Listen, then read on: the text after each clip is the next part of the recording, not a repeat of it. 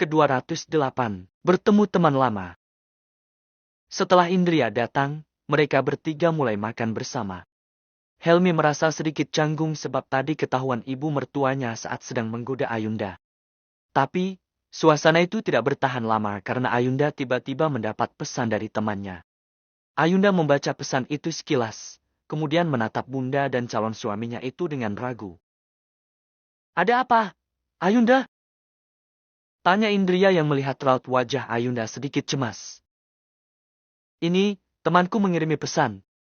Namanya Kiara. Bunda, Kak Helmi, apa aku boleh menemuinya sebentar?" Jelas Ayunda sekalian meminta izin bunda dan calon suaminya. Dia juga menjelaskan tentang Kiara yang merupakan temannya saat SMP, mencegah agar Helmi tidak cemburu lagi. "Habiskan dulu makannya," bujuk Indria. "Aku sudah kenyang, bunda," jawab balas Ayunda. "Biar aku temenin," selah Helmi. "Tidak usah, Kak. Kak Helmi nemenin bunda aja. Rumah Kiara dekat, kok, dari sini," tolak Ayunda dengan halus. Dia tidak mungkin membawa Helmi karena Kiara bilang dia ingin bertemu dengannya karena ada masalah dalam rumah tangganya. Ayunda pikir dia pasti membutuhkan seorang teman untuk berbagi. Jika ada Helmi, Kiara pasti akan merasa tidak nyaman. Begitulah pikirnya. "Ya sudah, hati-hati. Kalau ada apa-apa kabarin bunda atau Helmi," ucap Indria memberi izin. "Hati-hati, Ayunda. Hubungi aku kalau sudah sampai," timpal Helmi merasa kecewa karena tidak bisa menemani Ayunda. Walau bagaimanapun, Ayunda ada benarnya. Helmi lebih baik menemani ibu mertuanya yang sendirian di meja makan itu. "Ya, assalamualaikum," pamit Ayunda. "Waalaikumsalam." Keduanya menjawab salam secara bersamaan. Ayunda pergi ke rumah Kiara dengan naik taksi. Jarak antara rumah Kiara dan hotel tempatnya makan siang sangat dekat. Hanya membutuhkan waktu beberapa menit saja sudah sampai ke rumah Kiara. Setelah sampai di rumah Kiara, Ayunda merasa terkejut melihat keadaan Kiara yang berubah begitu banyak. Kiara yang dulunya merupakan gadis populer dan sangat cantik, kini berubah menjadi wanita dengan penampilan berantakan dan kehidupan yang jauh dari kata mewah. "Sini, masuklah. Maaf, rumahku sangat berantakan," ajak Kiara setelah Ayunda berada di balik pintu rumahnya. Dia segera merapikan mainan anaknya yang berserakan. Beberapa baju kotor juga teronggok di mana-mana. Kiara membersihkan rumahnya dengan cepat agar Ayunda merasa nyaman berada di sana. "Tidak apa-apa, Kiara. Namanya juga ada anak-anak, pasti berantakan. Mau dibersihkan tetap berserakan lagi nanti," selah Ayunda yang kemudian duduk di samping anak Kiara yang sedang asyik bermain mobil-mobilan. "Maaf, ya. Aku mengirim pesan mendadak. Aku tidak tahu harus bagaimana lagi." Suara Kiara terdengar parau. Dia duduk di samping Ayunda setelah membereskan tempat yang tadinya berantakan. "Santai saja, kebetulan aku sedang di sini makanya sekalian mampir," jawab Ayunda. "Ayunda, kamu masih sama seperti dulu. Ceria dan bahagia. Bagaimana kabar kamu dan Caca?" tanya Kiara. "Cuaca sangat baik, dia sedang mempersiapkan kuliah ke Universitas London. Apakah kamu tidak menghubunginya?" balas Ayunda bertanya. "Tidak, setelah aku menikah aku sama sekali tidak komunikasi dengan teman.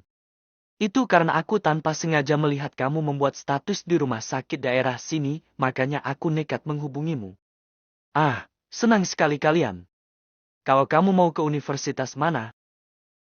timpal Kiara.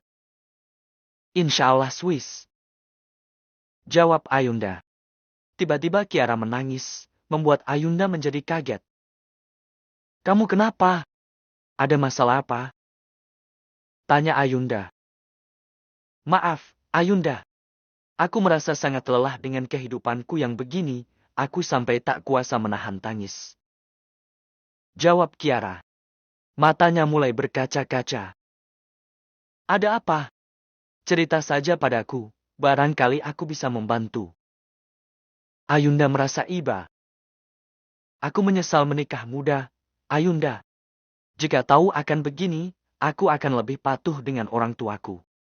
Seandainya waktu bisa diputar, aku akan lebih berhati-hati dalam mengambil keputusan. Ujar Kiara sambil mulai terisak. Ayunda yang belum tahu permasalahan apa yang sedang dialami Kiara, hanya bisa diam sambil memeluk Kiara. Memberinya ketenangan walau hanya sejenak.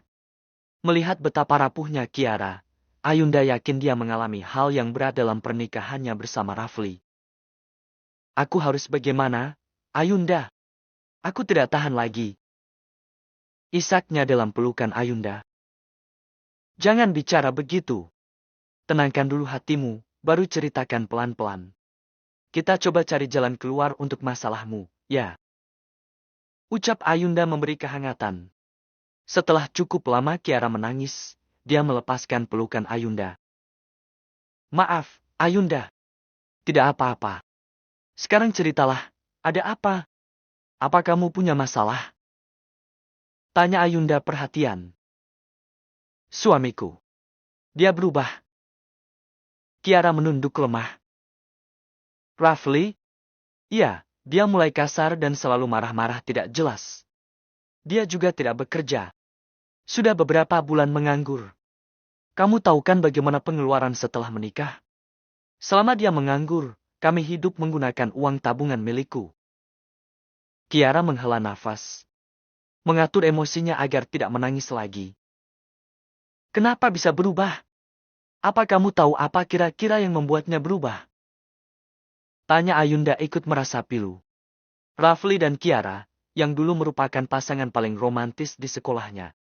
Rafli yang bucin akut sebab sangat mencintai Kiara, menjadi berubah kasar dan bahkan tidak bertanggung jawab setelah menikah dan punya anak. Ayunda merasa heran sekaligus iba melihat kehidupan Kiara yang sekarang. Kiara menggeleng lemah. Aku tidak tahu, Ayunda. Aku berusaha mencari kesalahanku. Apa karena aku tidak lagi cantik dan seksi? Apa karena aku sudah tidak menarik lagi? Atau karena...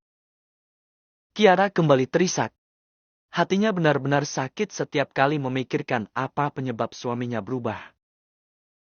Tidak ada orang ketiga, kan? Setelah Ayunda memastikan.